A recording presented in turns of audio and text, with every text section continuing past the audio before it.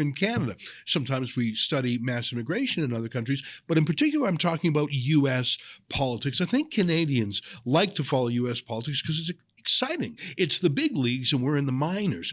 I should say, to our credit, Rebel News was really the only media outlet in Canada to fairly cover and indeed support Donald Trump's nomination back in 2015 and 2016 and his run for the U.S. presidency. Other than Conrad Black, I don't think a single other journalist in Canada supported him. And so, yeah, I suppose we cover American politics a lot too. But what is the excuse for the CBC, the Canadian Broadcasting Corporation, that exists specifically, courtesy of the Canadian Broadcasting Act, specifically to promote Canada, Canadian culture, and Canadian voices? Why are they so obsessed, not just with bashing Trump, but promoting the U.S. Democrat? Is it that they themselves think Canadian politics is too boring by comparison? Is it they secretly hope that they'll be plucked out of Canadian obscurity and hired by CNN or MSNBC, that maybe they'll get the call to write a guest column in the New York Times or appear on some pundits panel? I don't know what it is, but I find it sort of pitiful when I see columnists in Canada sort of mimicking and echoing the Democratic warrior columnists in the States.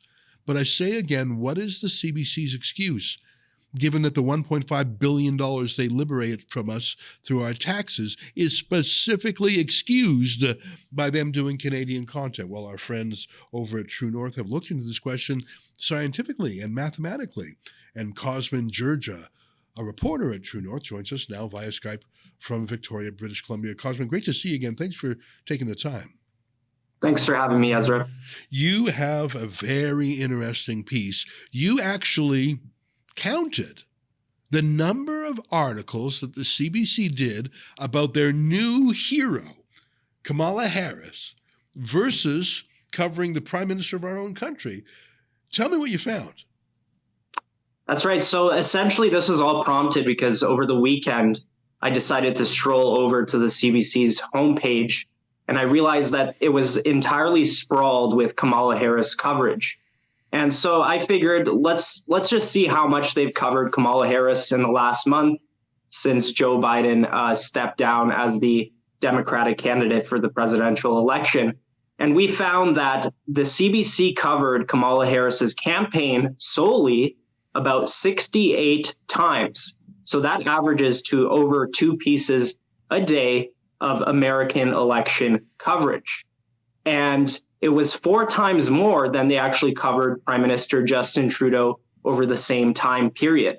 And I'd like to stress the importance of this is because CBC is mandated by law under the Broadcasting Act to cover distinctly Canadian content and to cover Canadian regions and Canadian cultural, social issues, political issues solely. Yet here they are dedicating a ridiculous amount of time to a foreign election. Yeah. You know, if there was a Canadian angle, if she had policies touching on Canada, if she referred to Canada, if there was some legitimate reason to Canadianize the story, I'd get it. Sometimes it's absurd the lengths Canadian journalists go to try and find a Canadian angle in a foreign story. But that's not there. I mean, the Democratic National Convention, where they solidified her as the nominee, it really was policy free. If you go to the Kamala Harris campaign website, there actually is no policy section. This was pure fangirling. This was pure, she's the Taylor Swift of politics and we want to be there. This was nothing but the semi-erotic emotional reaction by socialist journalists in Canada who have become disillusioned with Justin Trudeau, who have resigned themselves to the fact that Pierre Poilievre is likely to win. And so they've moved on. They've got a new girlfriend now, and her name is Kamala. What do you think of that theory?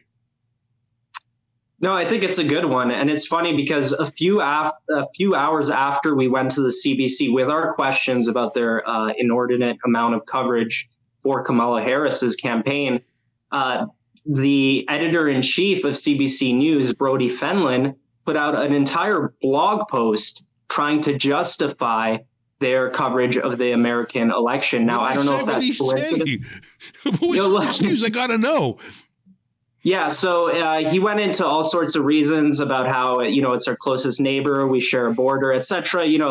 And also he made this argument that because we're not an American outlet, we can have an objective, the CBC can have an objective, very balanced perspective on it. Yeah, right. But when you look at the actual coverage, they're covering memes about Kamala Harris. They put out articles and videos titled, "Why Are People Going Coconuts for Kamala Harris?" This is not objective coverage.